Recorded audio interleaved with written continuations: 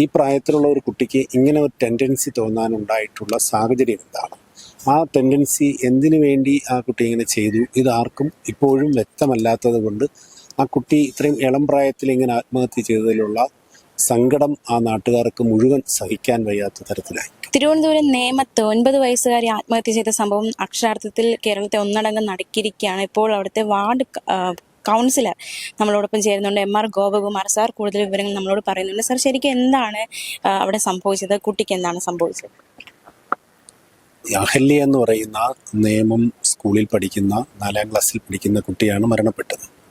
ആ കുട്ടി വളരെ ഒരു ചെറിയ മനസ്സിൻ്റെ ഉടമയെന്നാണ്. ആ കുട്ടിയുടെ ഇളയ കുട്ടിയെ കൂടുതൽ ലാളിക്കുന്നു എന്നുള്ളത് ആണ് കാരണം എന്നൊരു സൂചന വരുന്നുണ്ട്. കൃത്യമായിട്ടുള്ള വിവരങ്ങൾ പുറത്ത് വന്നിട്ടില്ല. എങ്കിൽ പോലും ഇളയ കുട്ടിയെ കൂടുതൽ ലാളിക്കുന്നു, അങ്ങനെ ഒരു വിഷമം ആ കുട്ടിക്കുണ്ട് എന്ന് തോന്നുന്നു. അങ്ങനെ ഇന്ന് അമ്മയും അച്ഛൻ ജോലിക്ക് പോയി. അമ്മ പുറത്തു പോകാനായിട്ട് 2 വീലർ എടുത്ത് പുറത്തു പോയി. ആ പുറത്തു പോകുന്ന സമയത്ത് ആ അനിയത്തിക്കുട്ടിയുമായിട്ട് അവിടെ നിൽപ്പുണ്ടായിരുന്നു. അത് കഴിഞ്ഞ് അനിയത്തിക്കുട്ടിയുമായി റൂമിൽ കയറി കട്ടിലിൻ്റെ മേലെ സ്റ്റൂൾ എടുത്ത് വെച്ചിട്ട് ആ ഫാനിൻ്റെ കുരുക്കിട്ട് ആ കുട്ടിയെ താഴെ ഇരുത്തിയ ശേഷമാണ് ഇത് ചെയ്തിരിക്കുന്നത്. ആ കുട്ടിയുടെ മാനസികമായിട്ടുള്ള അസ്വസ്ഥതകൾ എന്താണെന്നോ അങ്ങനെയുള്ള കാര്യങ്ങളൊന്നും ഇതുവരെ പുറത്തു വന്നിട്ടില്ല. ഒരു ദുരൂഹത എന്താണെന്നും വന്നിട്ടില്ല. പക്ഷേ എങ്കിൽ എല്ലാവർക്കും, ആ നാട്ടിൽ ഒന്നടങ്കം ആളുകൾക്കും, ഒരുപക്ഷെ തിരുവനന്തപുരത്തും കേരളത്തിലും ഇത്രയും ഇളം പ്രായമുള്ള ഒരു കുട്ടി ആത്മഹത്യ ചെയ്തപ്പോൾ, അതും തൂങ്ങി മരണം എന്നുള്ള വാർത്ത കേട്ടപ്പോൾ തന്നെ ജനങ്ങളും കൂടെ പഠിക്കുന്ന കുട്ടികളും നാട്ടുകാരും റെസിഡൻസുകാരും രാഷ്ട്രീയ പാർട്ടി നേതൃത്വവും ഒക്കെ ഒരു ഞെട്ടലോടെയാണ് കണ്ടുകൊണ്ടുള്ളത്. കാരണം ഈ പ്രായത്തിലുള്ള ഒരു കുട്ടിക്ക് ഇങ്ങനെ ഒരു ടെൻഡൻസി തോന്നാനുണ്ടായിട്ടുള്ള സാഹചര്യം എന്താണ്?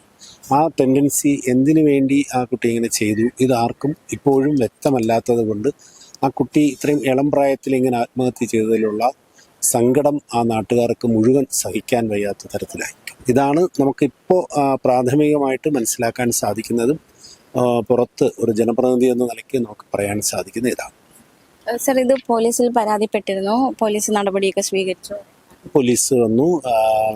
അതിൻ്റെ നിയമം സർക്കിൾ ഇൻസ്പെക്ടർ സർക്കിൾ തന്നെ നേരിട്ട് റിപ്പോർട്ടുകൾ ശേഖരിക്കുകയും എഴുതുകയും അത് ബന്ധപ്പെട്ട ഡിപ്പാർട്ട്മെൻറ്റിലൊക്കെ അറിയിക്കുകയും വിവിധ ഡിപ്പാർട്ട്മെൻറ്റിൻ്റെ ഏകോപനം ഉണ്ടായി. വളരെ നന്നായിട്ട് പോലീസ് ആ കാര്യത്തെ സംബന്ധിച്ച് കൈകാര്യം ചെയ്തിട്ടുണ്ട്. ഈ കുട്ടിയുടെ മാതാപിതാക്കള് എന്ത് ചെയ്യാണ്? അപ്പോൾ അവര് എന്ത് ജോലി ചെയ്യാണ്? അച്ഛൻ കൂലിപ്പണിയാണ്. അമ്മയും ഒരു ഗവൺമെൻറ് ജോലിയൊന്നുമില്ല, എവിടെയോ ചെറിയ ജോലി കാര്യങ്ങൾ നോക്കുന്ന ഒരാളാണ്.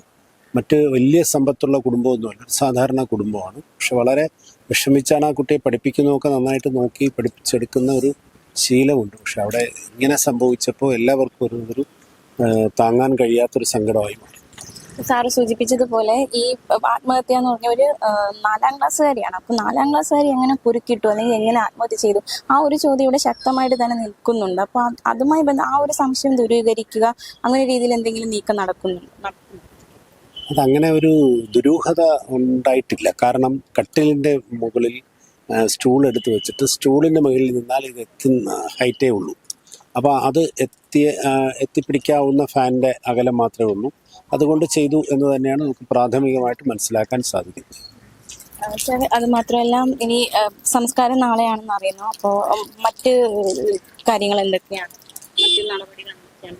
മറ്റ് പോലീസിൻ്റെ പോസ്റ്റ്മോർട്ടം റിപ്പോർട്ട് വരും. മറ്റെന്തെങ്കിലും ദുരൂഹതകളുണ്ടോ എങ്കിൽ അത് തിരിച്ചറിയാൻ സാധിക്കും. ഏതുകൊണ്ടും നമുക്ക് ഇപ്പോഴത്തെ സാഹചര്യത്തിൽ മറ്റൊന്നും സംശയിക്കേണ്ടതായിട്ടില്ല എന്ന് തന്നെ. കുട്ടിയുടെ മാനസികമായ അസ്വസ്ഥത തന്നെയാണ് കാരണം. മറ്റൊന്നും നമുക്ക് എടുത്തു പറയാവുന്ന ഒന്നും പ്രാഥമികമായിട്ടുണ്ടായിട്ടില്ല. സാറിന് ഈ കുട്ടിയുടെ മാതാപിതാക്കളോട് സംസാരിച്ചിട്ടുണ്ടോ? ഞാൻ അച്ഛനോട് സംസാരിച്ചു. അച്ഛൻ വളരെ മാനസികമായ തകർന്നിരിക്കുന്ന ഒരവസ്ഥയാണ്, ഒന്നും സംസാരിക്കാൻ കഴിയാതെ ഇരിക്കുന്നു. അമ്മയും അതുപോലെ തന്നെ. അപ്പോൾ നമ്മളെ കുട്ടികളൊക്കെ ഇപ്പോൾ എന്തെങ്കിലും പ്രശ്നം വന്ന ആത്മഹത്യയിലേക്ക് തിരിയുന്ന ഒരു പ്രവണത അല്ലെങ്കിൽ സമൂഹത്തിൽ ഇപ്പോൾ വർദ്ധിച്ചു വരികയാണ്. അപ്പോൾ അതിനെപ്പറ്റി സാറിന് എന്താണ് പറയാനുള്ളത്? അത് തീർച്ചയായിട്ടും നമ്മുടെ വിദ്യാഭ്യാസ വകുപ്പും സംസ്ഥാന ഗവൺമെൻറ്റും കുട്ടികൾക്ക് കൂടുതൽ കൗൺസിലിംഗ് കൊടുക്കാൻ, സ്കൂൾ തലങ്ങളിൽ പ്രത്യേക കൗൺസിലിംഗ് നടത്തുന്നതിന് വേണ്ടിയിട്ടുള്ള സംവിധാനങ്ങൾ കൂടുതൽ ഒരുക്കേണ്ടിയിരിക്കുന്നു എന്ന് നമുക്ക് നമ്മുടെ മുന്നിൽ കാണുന്ന ഈ 4ാം ക്ലാസ്സുകാരിയുടെ ആത്മഹത്യ നമുക്ക് ആ ബോധം തരുന്നു എന്നുള്ളതാണ്. തീർച്ചയായിട്ടും ഇപ്പോൾ കൗൺസിലർ നമ്മളോട് പ്രതികരിച്ചതുപോലെ ഇത്തരത്തിലൊരു അമ്മ വഴക്ക് പറയുന്ന ഈ കുട്ടി തന്നെ സ്വയം ആത്മഹത്യ ചെയ്തു. അതായത് കട്ടിലിൽ സ്റ്റൂളെടുത്തിട്ട് കുരുക്കിട്ട് ആത്മഹത്യ ചെയ്തു എന്ന രീതിയിലാണ് ഇപ്പോൾ പ്രാഥമികമായിട്ടുള്ള വിവരങ്ങളൊക്കെ നമുക്ക് കിട്ടുന്നത്.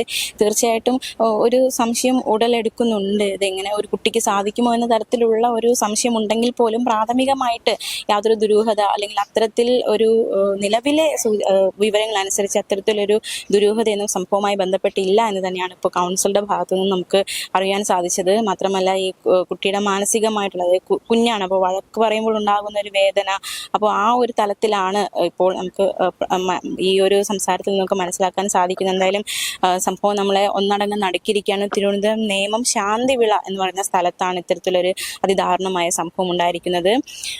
9 വയസ്സുകാരി 4ാം ക്ലാസ്സിൽ പഠിക്കുന്ന വിദ്യാർത്ഥിനി, ഇന്ന് സ്കൂൾ അവധിയാണ് നമുക്കറിയാവുന്നതുപോലെ. അപ്പോൾ രാവിലെ വീട്ടിൽ അമ്മ എന്തോ വഴക്ക് പറയുന്നു. അപ്പോൾ ഇതേ തുടർന്നാണ് കുട്ടി ഇത്തരത്തിലൊരു കടുംകൈ ചെയ്തിരിക്കുന്നത്.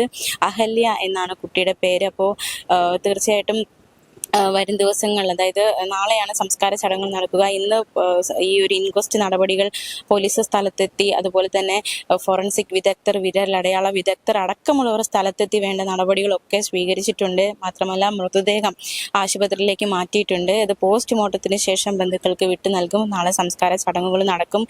നമ്മൾ നേരത്തെ ഈ സ്ഥലത്ത് പോയിരുന്നു, അതായത് കുട്ടിയുടെ വീടിനടുത്ത് പോയി. അപ്പോൾ അയൽവാസികളോടൊക്കെ സംസാരിച്ചപ്പോൾ അവരും വളരെ വേദനയോടെയാണ് നമ്മളോട് പ്രതികരിച്ചത്. പ്രത്യേകിച്ച് ഇന്ന് രാവിലെ കൂടി ആ കുട്ടിയെ കണ്ടതേ ഉള്ളൂ. അതായത് കടയിൽ നിന്ന് സാധനം വാങ്ങി പോകുന്നത് കണ്ടു. അപ്പോൾ ഈ ഒരു വാർത്ത അവർക്ക് ആർക്കും ഉൾക്കൊള്ളാനാകുന്നില്ല. തീർച്ചയായിട്ടും വളരെ ഒരു നടുക്കമാണ് നാട്ടുകാർക്ക് ഉണ്ടാക്കിയിരിക്കുന്നത്. അപ്പോൾ നാട്ടുകാർക്ക് ആ നടുക്കമാണെങ്കിൽ തീർച്ചയായിട്ടും ആ വീട്ടുകാരുടെ വേദന അത് നമുക്ക് ചിന്തിക്കാവുന്നതിലും അപ്പുറമാണ്. അപ്പോൾ ഒരു നാടും ഒരു വീടും ഒന്നടങ്കം വേദനയിലായിരിക്കുന്ന സാഹചര്യമാണ്. തീർച്ചയായിട്ടും ഇപ്പോൾ MR ഗോപകുമാർ സാർ നമ്മളോട് സൂചിപ്പിച്ചതുപോലെ ഈ കുട്ടികൾക്കൊക്കെ വേണ്ടുന്ന രീതിയിൽ ഒരു മാനസികമായിട്ടുള്ള പിന്തുണ നൽകേണ്ടിയിരിക്കുന്നു എന്നതടക്കമുള്ള കാര്യങ്ങളിലേക്ക് വിരൽ ചൂണ്ടുന്ന സംഭവമായി ഇത് മാറിയിരിക്കുകയാണ്. കാരണം ഇപ്പോഴത്തെ കുട്ടികൾ വരെ ഈ ഒരു ആത്മഹത്യാ പ്രവണത അല്ലെങ്കിൽ ആത്മഹത്യ ചെയ്യുന്ന തലത്തിലേക്ക് കാര്യങ്ങൾ എത്തിയിരിക്കുന്നു, അതും ഈ ഒരു ചെറിയ പ്രായത്തിൽ. അപ്പോൾ തീർച്ചയായിട്ടും കുറച്ചുകൂടി ഈ കുട്ടികളുടെ കാര്യത്തിൽ ഈ ഒരു കൗൺസിലിംഗ് നൽകുക, അവർക്ക് വേണ്ടുന്ന മാനസികമായിട്ടുള്ള ഒരു സഹായം, പിന്തുണ നൽകുക, അത് സ്കൂളിൽ തന്നെ അത്തരത്തിലുള്ള ചില പദ്ധതികൾ അല്ലെങ്കിൽ അത്തരത്തിലുള്ള ഒരു സൗകര്യം ഒരുക്കേണ്ടുന്ന ആവശ്യകതയും കൂടി ഒരു സംഭവം എന്തായാലും ഉയർത്തി കാണിക്കുന്നുണ്ട്. തീർച്ചയായിട്ടും ഈ ഒരു സംഭവം വളരെയധികം നടക്കുന്നതായി മാറിയിരിക്കുകയാണ്. ഈ നമ്മുടെ വീട്ടിലെ കുട്ടികളൊക്കെ കുറച്ചുകൂടി നമ്മളൊരു സുരക്ഷ അല്ലെങ്കിൽ കുറച്ചുകൂടി ഒരു ഗൗരവം അവരുടെ കാര്യത്തിൽ ശ്രദ്ധിക്കേണ്ടതുണ്ട്. മാത്രമല്ല ഇന്നത്തെ തലമുറയുടെ കാര്യം നമുക്ക് ചിന്തിക്കാവുന്നതിലപ്പുറമാണ്. അതായത് അവരെന്താണ് ചിന്തിക്കുന്നത്, അവരെന്താണ് പ്രവർത്തിക്കുന്നതെന്ന് പോലും അറിയാൻ പറ്റാത്ത, അടുത്ത് എന്താണ് അവർ ചെയ്യുക എന്ന് പോലും നമുക്ക് ചിന്തിക്കാൻ പറ്റാത്ത രീതിയിലാണ് ഇന്നത്തെ ജനറേഷൻ ആയിരിക്കുന്നത്. അപ്പോൾ തീർച്ചയായിട്ടും കുറെ കൂടി ജാഗ്രത മുതിർന്നവർ അവരുടെ കാര്യത്തിൽ നൽകേണ്ടിയിരിക്കുന്നു എന്നതിനു കൂടി ഒരു ഉദാഹരണമായി സംഭവം മാറിയിരിക്കുകയാണ്. ആ ഒരു വേദനയിലായിരിക്കുന്ന കുടുംബം, നാട്ടുകാർ ഒന്നടങ്കം തീർച്ചയായിട്ടും ഒരുപാട് കാര്യങ്ങൾ, ഒരുപാട് ഗൗരവകരമായിട്ടുള്ള കാര്യങ്ങളിലേക്ക് വിരൽ ചൂണ്ടുന്ന സംഭവമായി ഇത് മാറിയിരിക്കുകയാണ്. എന്തായാലും വരും ദിവസങ്ങൾ അല്ലെങ്കിൽ ഏതെങ്കിലും തരത്തിലുള്ള ദുരൂഹതയുണ്ട്. ഇവിടെ ദുരൂഹത എന്ന് പറയുന്നത് ഈ കുട്ടിയുടെ പ്രായം തന്നെയാണ്. ഇത്രയും പ്രായത്തിലുള്ള ഒരു കുട്ടി ഇങ്ങനെ ചെയ്യുമോ എന്നൊരു ചോദ്യമാണ് ഇവിടെ ദുരൂഹമായിട്ട് നിൽക്കുന്നത്. പക്ഷേ പ്രാഥമികമായിട്ടുള്ള അന്വേഷണത്തിലും പ്രാഥമികമായിട്ടുള്ള വിവരങ്ങൾ അനുസരിച്ച് അത്തരത്തിൽ ചിന്തിക്കേണ്ട, അല്ലെങ്കിൽ അത്തരത്തിലൊരു ദുരൂഹതയോ സംശയപ്പെടേണ്ട യാതൊരു സാഹചര്യവും നിലവിലില്ല എന്നാണ് അധികൃതരെല്ലാം നമ്മളോട് പ്രതികരിക്കുന്നത്. എങ്കിൽ പോലും ഈ ഒരു സംശയം ദൂരീകരിക്കേണ്ടതായിട്ടുണ്ട്. എന്തായാലും വരും മണിക്കൂറുകളിൽ പോലീസും അതുപോലെ തന്നെ അധികൃതരും ഒക്കെ ഈ വിഷയത്തിൽ എന്താണ് അവരുടെ ഒരു പ്രതികരണം, ഈ അന്വേഷണത്തിൽ എന്തൊക്കെ കാര്യങ്ങളാണ് പുറത്തു വരിക എന്നതടക്കമുള്ള കാര്യങ്ങൾ വരും ദിവസങ്ങൾ മനസ്സിലാക്കാൻ സാധിക്കും. എന്തായാലും ഈ ഒരു സംഭവം എല്ലാ വീട്ടുകാർക്കും ഒരു പാഠമായിരിക്കട്ടെ എന്ന് തന്നെ പറയുന്നുണ്ട്. പ്രത്യേകിച്ച് നമ്മുടെ കുട്ടികളെയൊക്കെ സൂക്ഷിക്കുക, വഴക്ക് പറയുമ്പോൾ അവരെയൊന്ന് സൂക്ഷിക്കേണ്ടതായിട്ടുണ്ട് എന്ന ഒരു സൂചന അല്ലെങ്കിൽ ഒരു മുന്നറിയിപ്പ് നൽകുന്ന സംഭവമായി ഇത് മാറിയിരിക്കുകയാണ്.